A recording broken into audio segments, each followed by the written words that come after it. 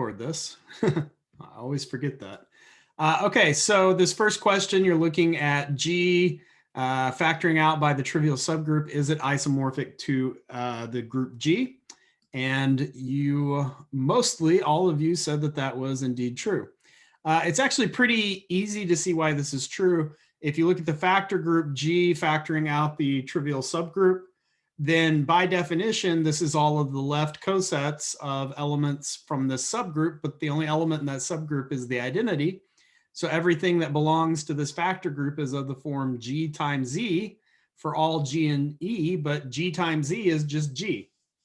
So this is the set of all G and G, which is the group itself. So if you factor out by the trivial subgroup, you get a group which is isomorphic to G. In fact, you get G back, basically. So that's one of two trivial results that I wanted to talk about. That is, if you mod out by the identity of the group, this is isomorphic to the group itself. And then the second one is, what happens if you mod out by the entire group? So if you mod out by the entire group, what happens there?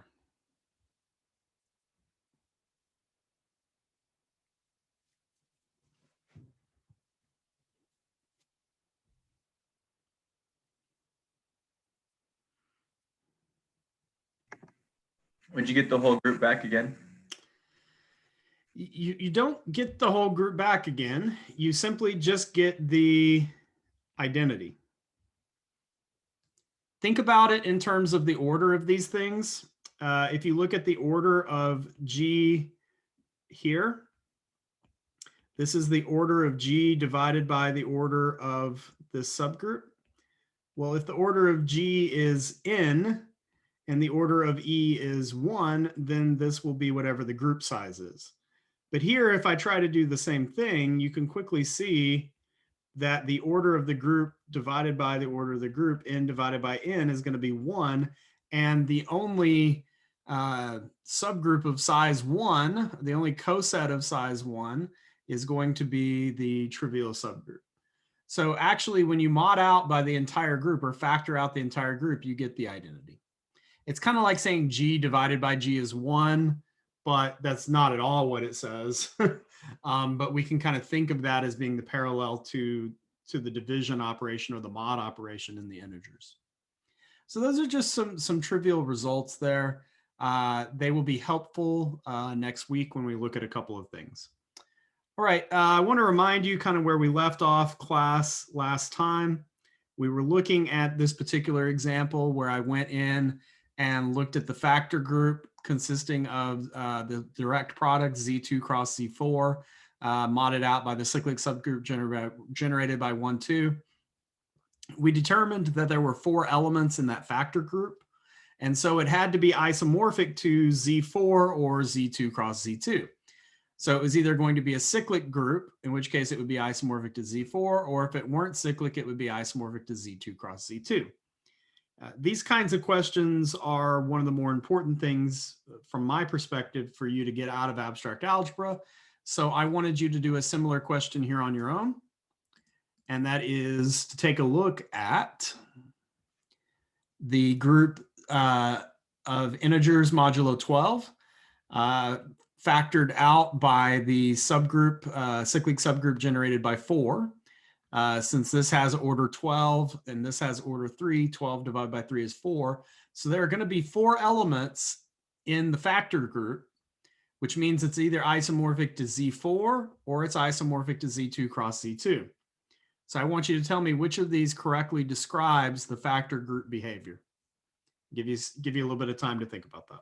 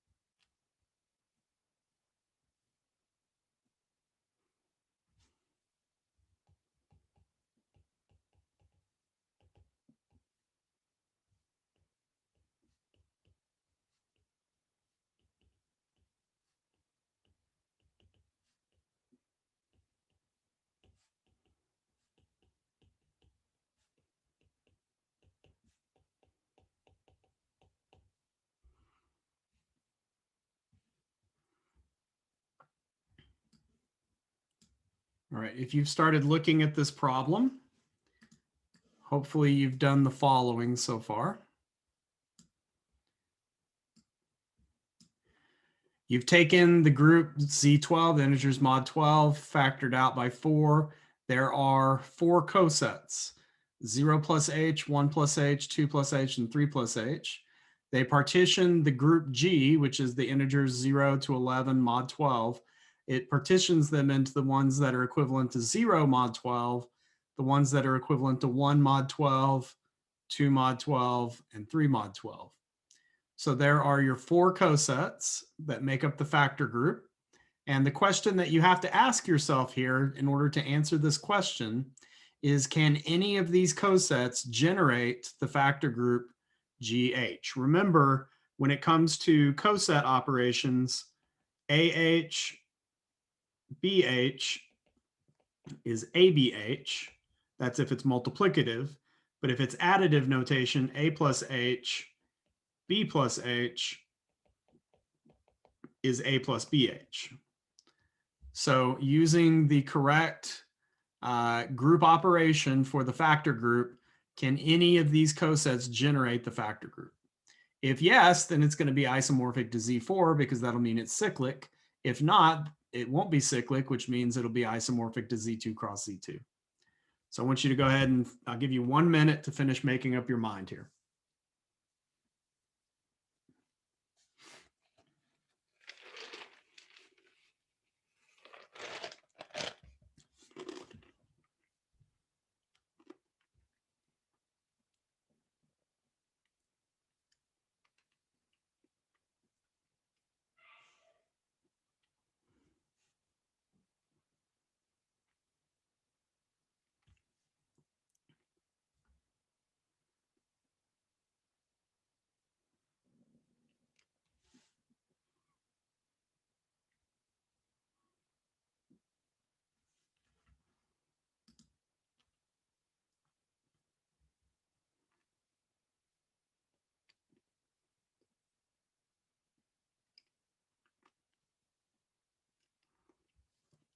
All right, you got about 10, 15 seconds.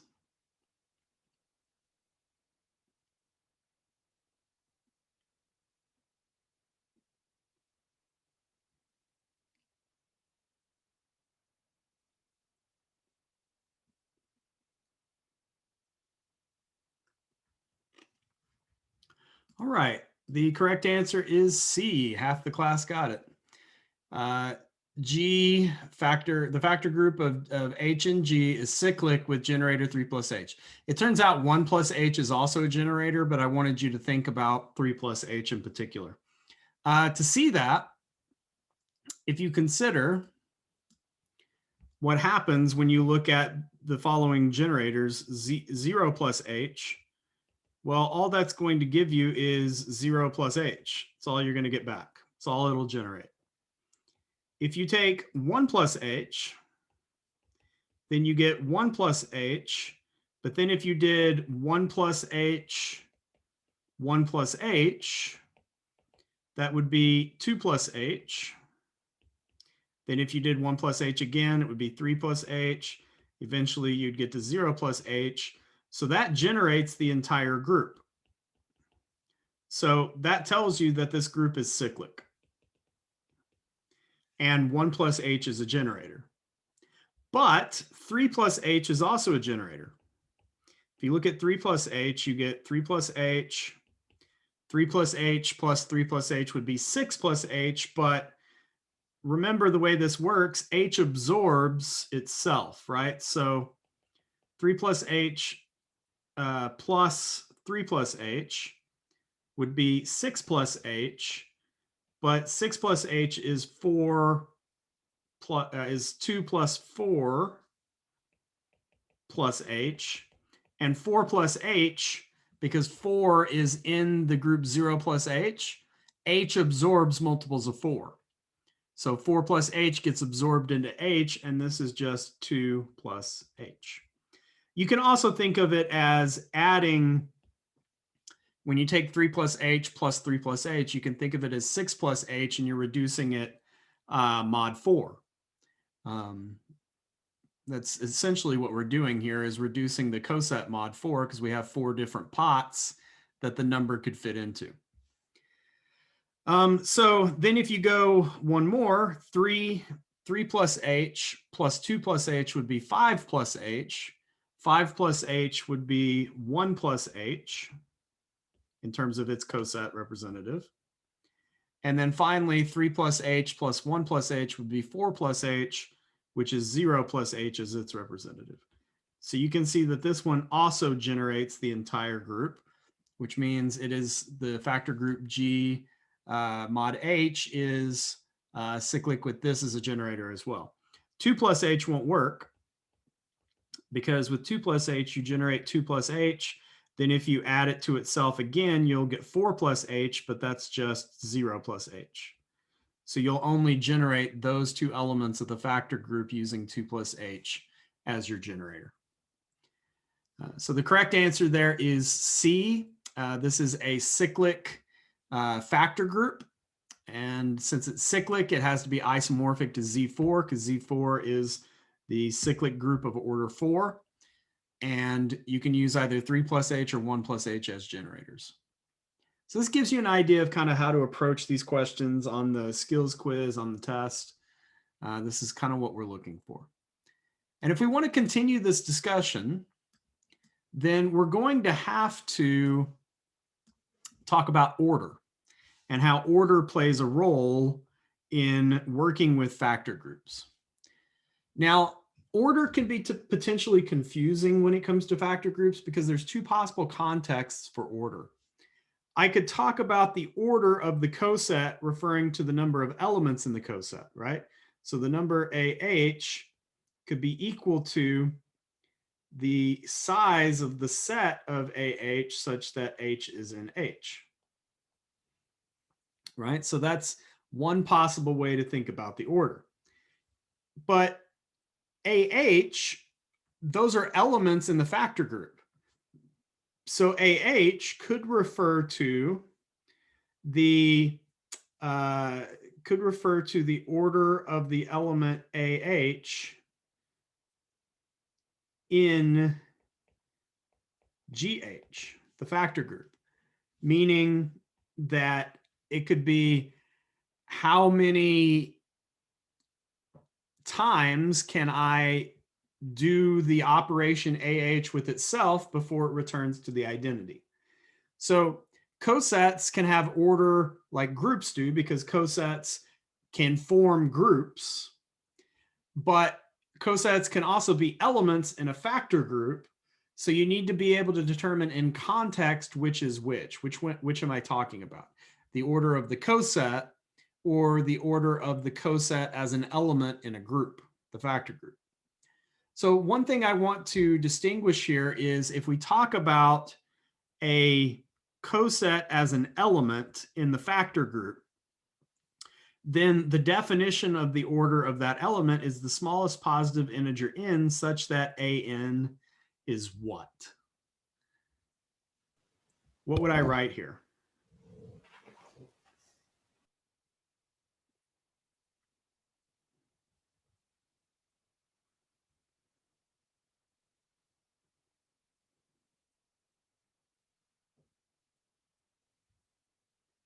Such that an is back in H. Yes.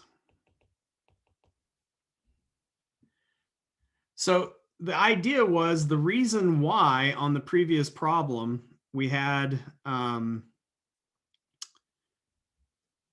the group being cyclic. So right here, the reason why that this group is cyclic is because the order of the group 3 plus H is what it took to get 0 plus H. 0 plus H is the identity. So the order is 4. So if you do 3 plus H with itself 4 times, you get to 0 plus H. So that's the additive notation, right? That's like saying A plus H has order 4 when 4 times A is back in H, right? That's the additive way of saying what I just said. If you were looking at a multiplicative group, you would say AH has order 4 when A to the 4th is back in H. So basically what you do is when you talk about cosets of a factor group, when you talk about the order of them as though they were elements, what you're really looking at is you're looking at the order of the element in the subgroup H. So the order of the representative in the subgroup H is the order of the coset element in the factor group. So I want you to try this next example. I have the example here in the notes, but I also have it on Learning Catalytics.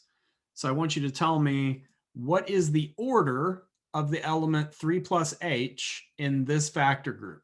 So Z24 factored out by multiples of 4.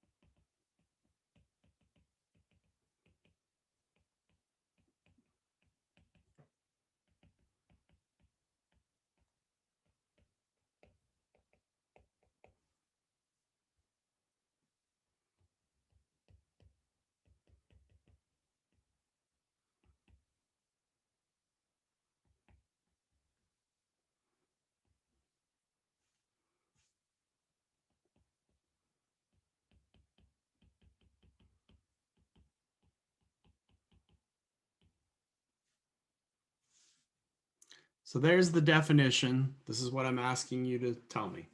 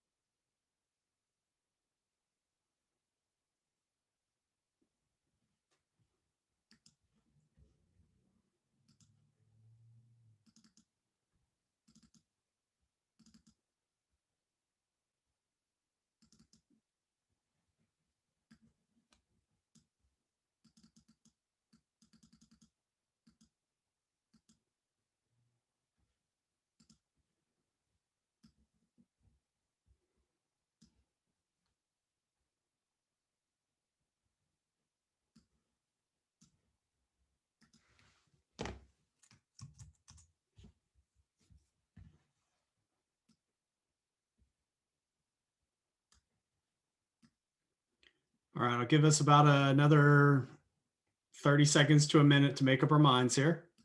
Then we'll talk about it. Still got a couple of people that haven't responded.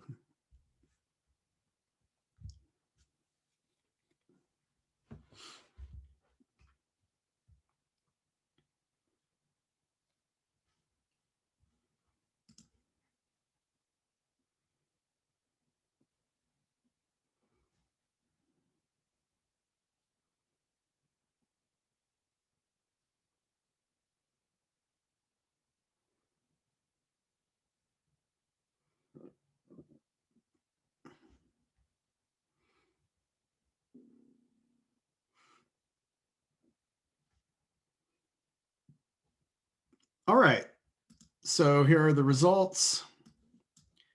The correct answer, it turns out, is D. Apparently I didn't have the correct answer picked in learning catalytics, but the correct answer is D.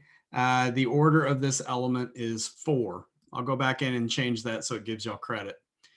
The reason that the order of this element is 4, let's just kind of look at it like this. If you take 1 times 3 plus H, you get 3 plus H. If you take 2 times 3 plus H, you get 6 plus H. But 6 plus H is equivalent to, remember, H absorbs multiples of 4 because H consists of the multiples of 4. H will absorb multiples of 4. So 6 plus H is the same as 2 plus 4 plus H, but it's going to absorb the 4. So this is 2 plus H. Okay, 3 times 3 plus H would be 9 plus H, but 9 plus H is the same thing as 1 plus H, absorb the 8. And then finally, so we're not to the identity yet. Finally, if you do 4 times 3 plus H, you'll get 12 plus H. And since 12 is a multiple of 4, it absorbs it. And there you get the identity back. So the order of this element, 3 plus H, in this factor group is 4. Now, just to make sure that we're somewhat comfortable with this, let's do a multiplicative example. So I have the group of units less than 32. So these are all the numbers that are relatively prime to 32, but less than 32. And this forms a group under multiplication modulo 32. And I want to look at the subgroup H, consisting of all of the elements in this group that are equivalent to 1 mod 16. Remember, that's what U16 of 32 is. So all the elements that are equivalent to 1 mod 16 that belong to this group. So this forms a subgroup of G, and it turns out to be a normal subgroup. We talked about that when we were looking at the normal subgroup stuff back on Monday. So if you look at this factor group has 16 elements here, 2 elements here, so 16 divided by 2 means it has order 8. Because G and H are abelian, the factor group is abelian. We've talked about that. We talked about that on Wednesday. So we know we have an abelian group of order 8. The question we have to ask is, which abelian group of order 8 is this? Well, it turns out that there are only 3 abelian groups of order 8 up to isomorphism. You either get Z8, which is cyclic, or you get Z4 cross Z2 cross Z2, and there's a typo there, so Z4 cross Z2, or you get Z2 cross Z2 cross Z2. So all of these guys contain elements of order 2. There are no elements of order 4 at all in Z2 cross Z2 cross Z2.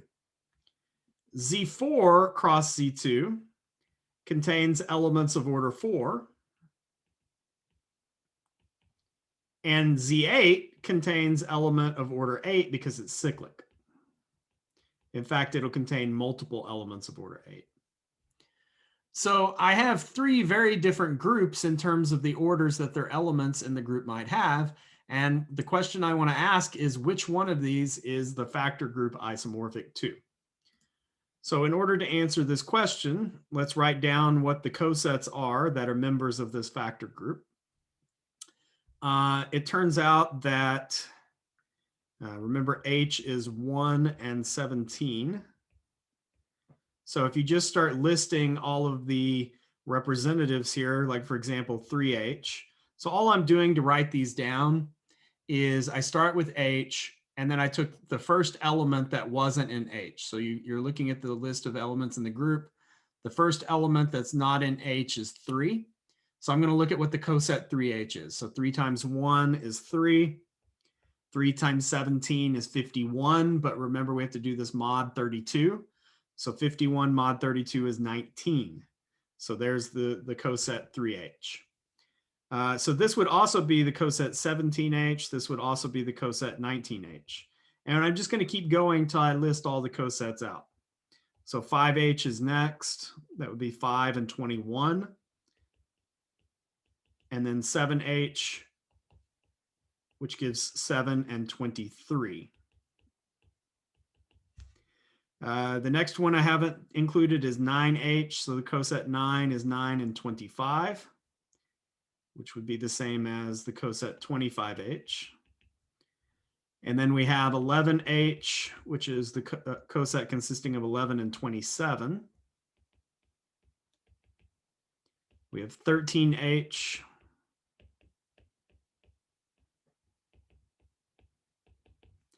And we have 15H. So those are the cosets. We got exactly as we expect, as many as we expected to, right? The order of G is 16.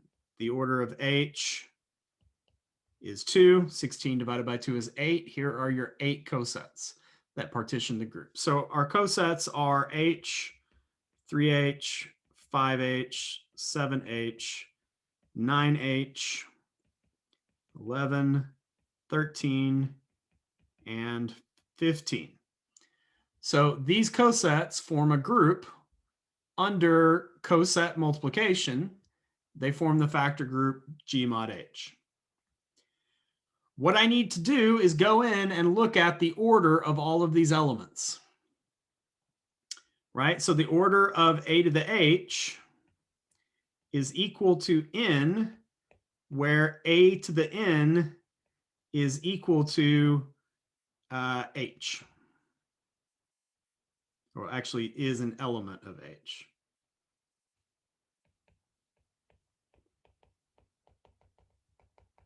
And the order is the smallest integer that makes that happen. So to be an element of H, you need to be either 1 or 17. So I'm looking at the power. So here the power is 1, so that has order 1. I'm already there. Let's think about 3. Start raising 3 to powers and stop when you get 1 or 17. Okay? So you raise 3 to a power. Let's do 3 squared is 9. No. 3 cubed is 27. No. 3 to the 4th is 81. So you're looking at 81 mod 32. So 81 mod 32 would be 17. We got it. So this has order 4. And you just keep doing that with each of these. This one has order 4. 7H has order 2. 9H has order 2.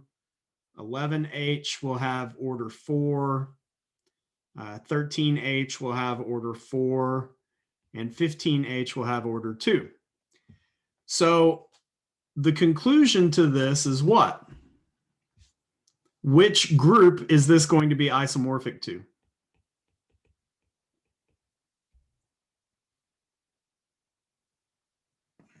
Is it Z8? Is it Z4 cross Z2? Or is it Z2 cross Z2 cross Z2? It'd be Z4 cross Z2. It would be Z4 cross Z2 because that's the only one that contains elements of order 4 that is not cyclic. Since there's no element of order 8, this cannot be a cyclic group. So it must be Z4 cross Z2.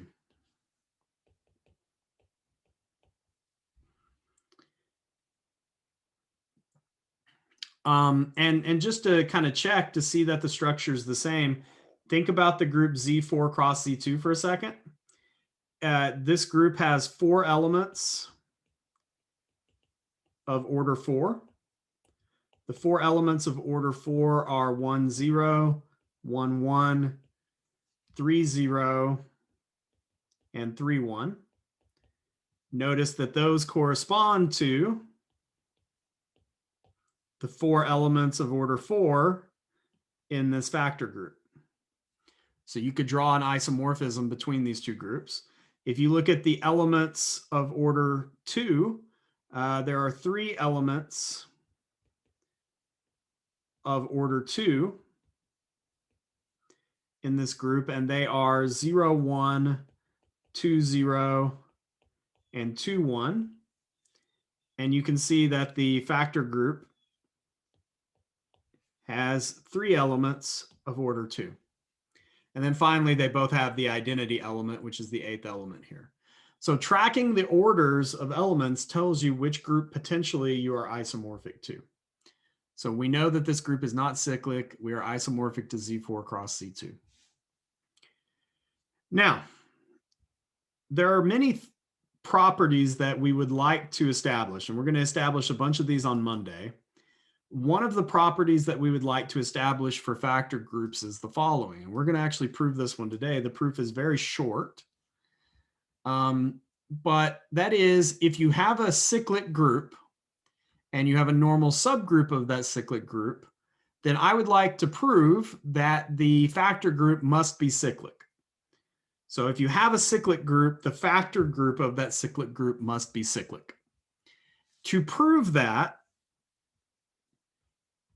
the heart of proving that assertion lies in the answer to this question. So I want to ask you that suppose G is cyclic and it's generated by the element A. What form must every coset of H is some normal subgroup of the cyclic group. What form must every coset of H have? Tell me which of these forms it must have.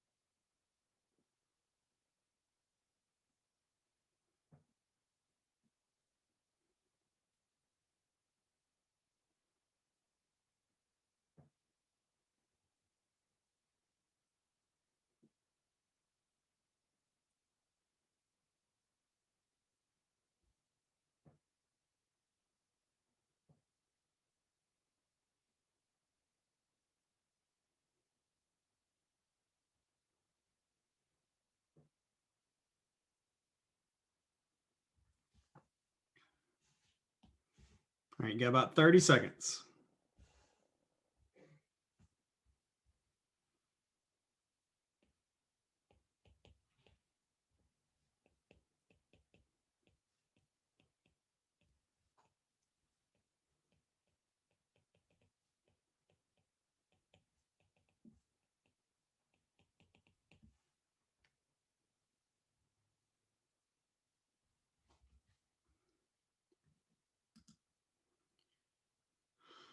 All right, most of you have responded at this point. The correct answer is C. Every coset is of the form a to the k h for some integer k. That's going to have ramifications for us actually proving this result. So the result that I want to prove here is that every factor group of a cyclic group is cyclic. So here's the proof. Let G equal to A cyclic be a cyclic group. Suppose H is normal in G. Then every element in G is of the form a to the k for some k in Z.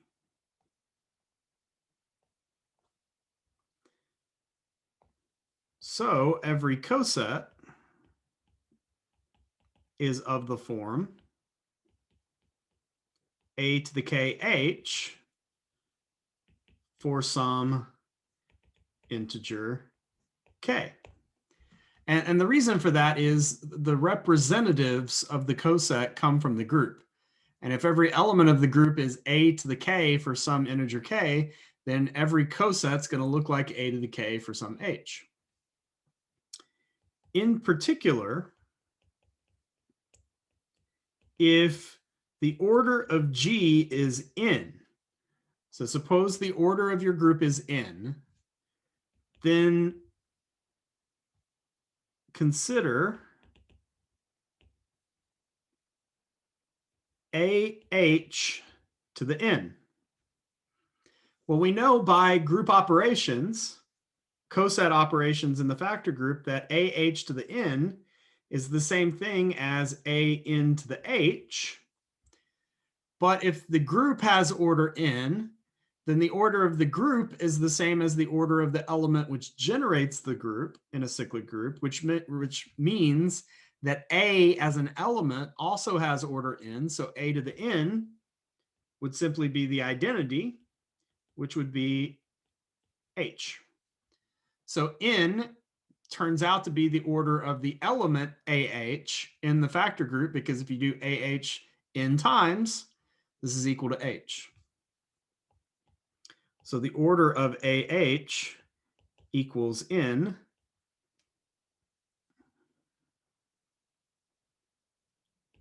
Thus, you can say that the factor group is generated by this coset.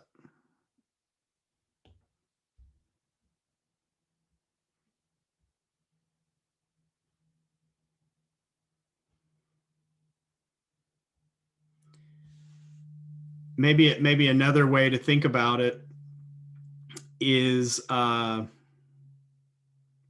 no, this is the best way to think about it. So because every element of the factor group, or because every element of the cyclic subgroup looks like this, you know that if the order of the group is order n, then that's also going to be the order of the coset element AH in the factor group. So you're going to be able to generate the entire group with that element. All right.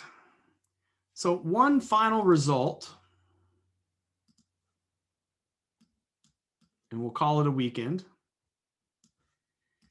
True or false statement: is the integers z factor out multiples of n equivalent to z mod n? What do you think? Is that true or is that false?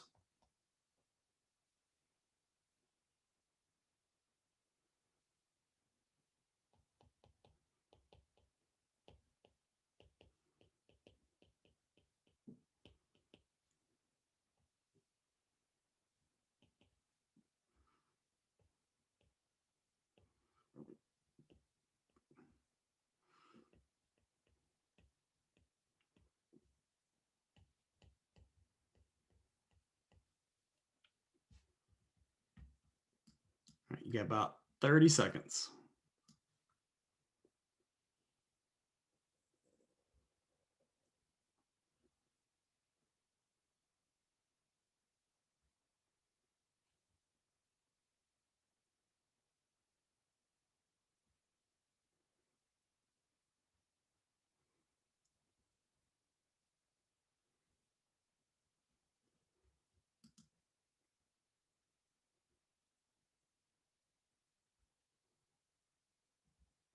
All right. Looks like almost everyone has responded. The correct answer is A. It is true. Let's talk about it. This actually is one of the more important results in the course because it has far-reaching implications for things we're going to talk about later. I know Z, the integers, is an abelian cyclic group, which means that every subgroup of the integers is also an abelian cyclic subgroup. It's also a normal subgroup. Remember, every subgroup of an abelian group is normal. So if I look at the subgroup in Z, which is simply just the cyclic subgroup generated by n, consisting of all of the multiples of n. So, you know, minus 2n, minus n, 0, n, 2n, and so on, then I know that nz is a normal subgroup of the integers themselves. So I know that this thing is well defined. It is a factor group. So I know that z in z is a factor group. What do the elements of this factor group look like? Well, the elements of this factor group are of the form x plus in z, where x is an element of the integers. So by definition, that's what this thing looks like. The representative x is taken from the top, plus this is kind of like your mod, or in this case, it's exactly like mod, because if we say that x plus nz is equal to y plus nz, in other words, if we have two cosets that are equal, that implies what? Well, it implies that if you look at this, x minus y plus nz is equal to 0 plus nz. That's subtracting y on both sides using the coset operation.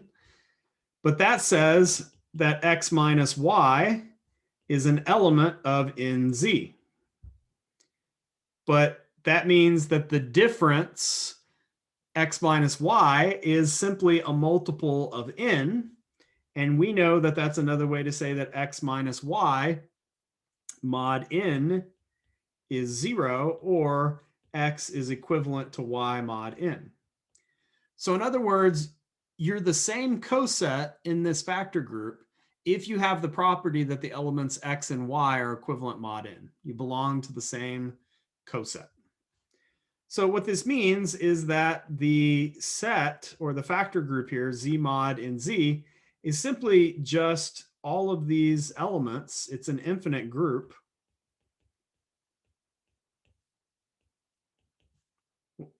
Well, not, excuse me, it's not infinite, but it goes up to n minus 1 in z. And this is looking strangely like the integers mod n. Well, if you think about what the operation looks like in this group, if you take, say, x plus nz and add that to y plus nz, then that's equal to x plus y in z, which is equivalent to saying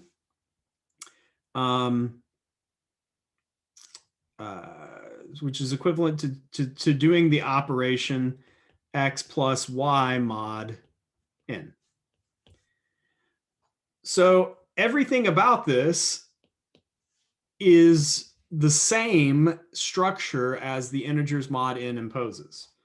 So our conclusion here to this can be that z in z is isomorphic to zn. Now I'm actually going to have a better proof of this for you next week when we start talking about group homomorphisms and kernels of homomorphisms. But the structures here are seemingly identical. So I guess we haven't technically proven this result yet, but this is a result that we are going to prove soon. And that is, if you take the integers and factor out multiples of a certain number, you create the mod structure on the integers. So the mod structure on the integers is simply a factor group of the integers itself. Turns out to be a really important result. So just sort of a summary here of what we've accomplished over the last day or so regarding factor groups. They possess amazing structural properties that help us analyze what kind of group we're dealing with. And that's how we're going to use them going forward.